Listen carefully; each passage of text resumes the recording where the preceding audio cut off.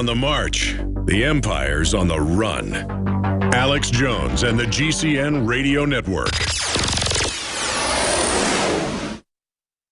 When I first got online and I seen the price of the X2 and the DNA Force, I was a little hesitant, but I pulled the trigger on it. It has changed my life. I've been taking it for about 24 days now, counting the weight, staying in shape. InfoWarsLife.com. You've heard the callers to the show. Several months back, I started taking your Nathan Iodine and your Super Meal. Prior to this, I was barely walking. Now I'm able to function as a human again. Whether it's Survival Shield, Nascent Iodine, or DNA Force, Super Male Vitality, Super Female Vitality, Lung Cleanse, Fluoride Shield, Oxy Powder. I believe that all of these products will blow you away like they've done the thousands of other customers that have visited InfoWarsLife.com. Dash 2, just amazing what it's able to do to actually detox the body. It's great stuff. If I'm going to promote something, it's got to be something I personally use and that I believe in. Check out InfoWarsLife.com today and the entire line of groundbreaking, cutting-edge, hardcore products.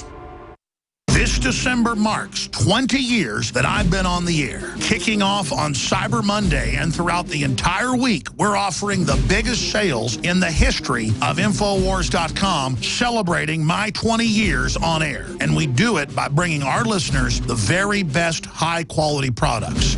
Free shipping store-wide on Pro Gun, Made in America t-shirts. High-quality water filtration systems, but not just free shipping. 30% off Super Male Vitality. 20% off all colloidal silver. Buy 4, get 1 free. With your purchase of 1 bottle of DNA Force, you get 2 free bottles of Survival Shield Nascent Iodine, absolutely free, a $60 value. We're also offering 50% off a year membership at PrisonPlanet.tv and upping the number of people that can use each membership to 20. 20 years on air, and InfoWars is celebrating it with the biggest sale we've ever had. InfoWarsStore.com or 888-253-3139.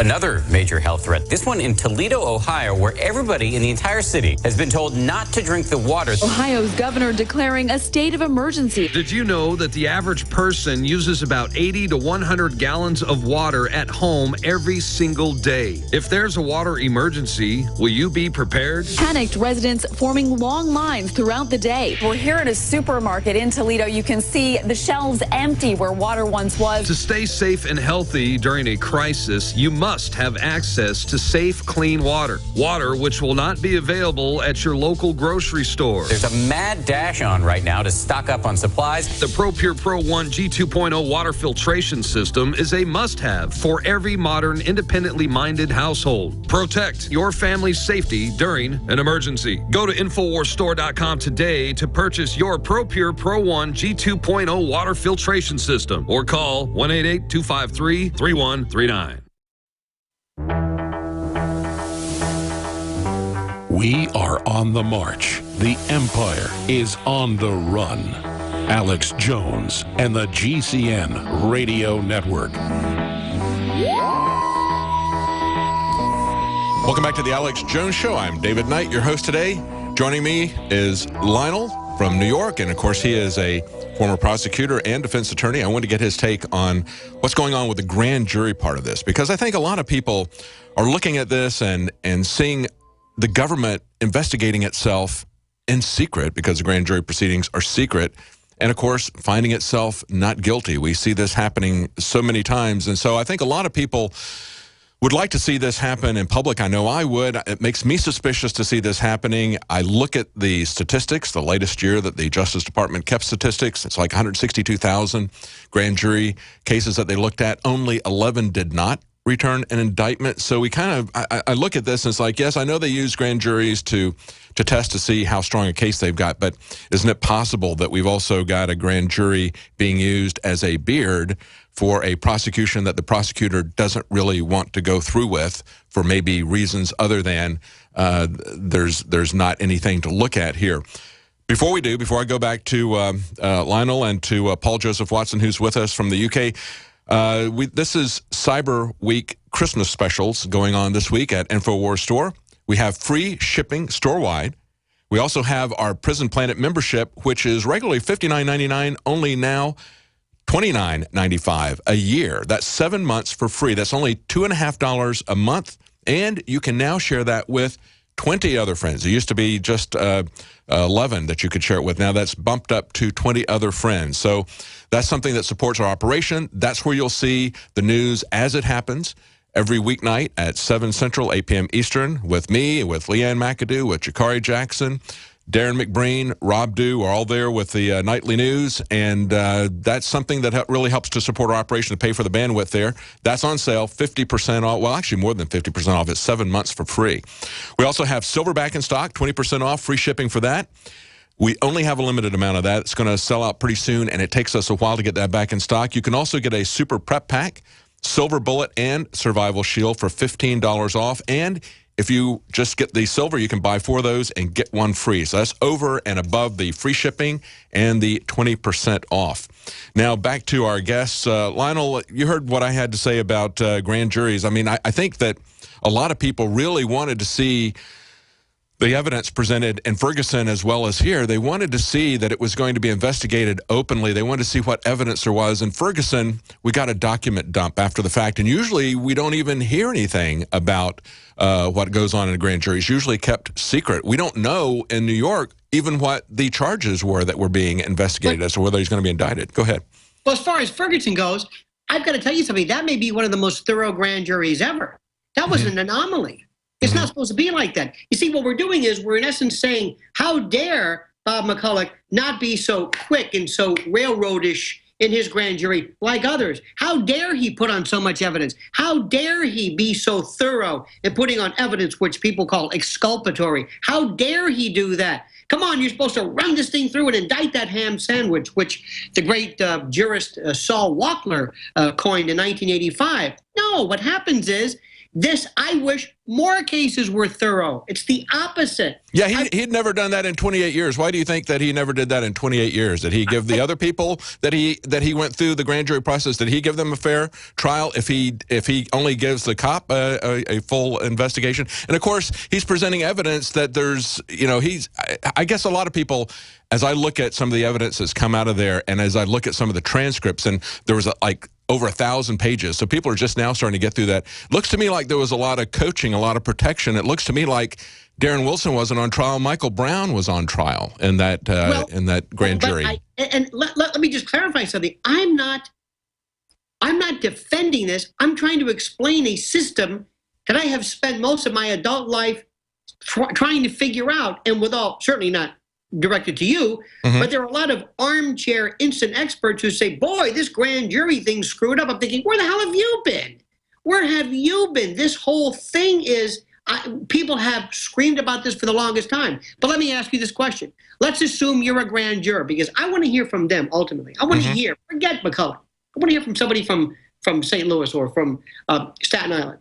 And if you're a grand jury, a juror, and I say, ladies and gentlemen, we have something you don't normally hear. Here's the target of the investigation, the cop. And he takes a stand and he says, this is the Michael Brown case, I was placed in fear. I was placed in fear and I reacted because I thought I was saving my life. Okay, good. He testifies. Now remember, his lawyer can't cross-examine. He's just there. Grand jurors can ask questions. And that brings up an important point, Lionel.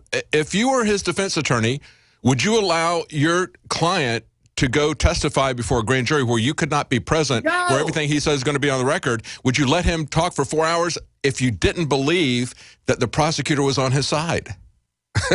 I wouldn't let anybody testify ever. Yeah, they typically don't do that, yeah. But what happens is, you see, look, and I know how this looks. It's like, hey, listen, why don't you come and testify, and I'll ask you some simple questions, and we'll basically load it up. Until a grand jury says, wait a minute, I was there, and we declined to prosecute, not because we were set up, but we didn't think there was probable cause. Now, again, the probable cause standard is so slight that whenever probable cause is not had, you wonder, what was so special? But let me go back to now, jumping back to the Eric Garner case. What in this particular case, if the medical examiner said, I cannot tell you right now whether this death was caused because of a chokehold, because of a pre-existing medical condition, or it was a the time to go. Let me back up. Medical examiners determine 4 types of death. There are 4 types of death, period. Think of the mnemonic NASH, N-A-S-H. Natural, accidental, suicide, or homicide. That's it. So when a medical examiner says this cause of death was homicide, that means it was a death caused by or because of the action of another. In fact, people who are executed, people who receive the death penalty, on their death certificate, it says cause of death, homicide, because you're killed. All right. Right, and that's what the medical examiner said in the case of Eric Garner, that it was homicide. Yes, go ahead. It wasn't natural death, it wasn't an accident, and it wasn't suicide. So natural, so therefore there was a human connection. But this particular case, the police officer who was under department regulation, unable to do a carotid restraint or chokehold, which in fact it may or may not be, that's not against the law. So what happens is, I'm telling you right now, there is no evidence of murder. There is no crime here. There may be negligence. Now remember, there's different fora, different forums. There's the criminal arena, the civil arena, that's the lawsuit. That's where you seek monetary damages, big bucks for wrongful death and loss of society, the loss of a father, the loss of a husband. And then there's federal, either federal civil rights or some other federal crime. Just because there is no evidence to prove a crime in that there was no evidence of murder, involuntary manslaughter, does not mean that he's at all off the hook when it comes to civil. I'm telling you right now, this is a civil slam dunk. Let me also throw in, there's administrative, because he most probably will be bounced off of the NYPD because he violated this rule. So you would say, so Judge Napolitano said he thought it was clearly a case of criminally negligent homicide. You would say that, in your opinion, you think it's civilly negligent homicide. Oh, yes, because right now I could say, this is not, you see, this is a police officer who did not pick somebody out of a crowd, who decided on his own to be excessive.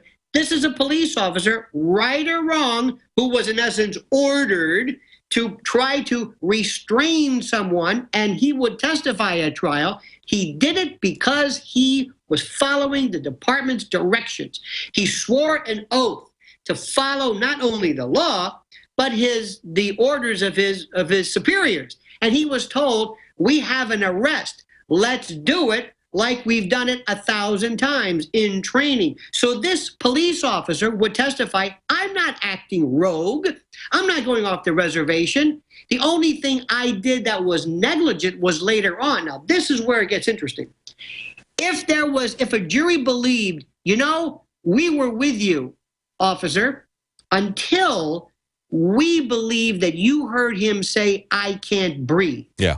At that point, you should have let go. At that point, you should have, using all standards of care, realized that you were going too far.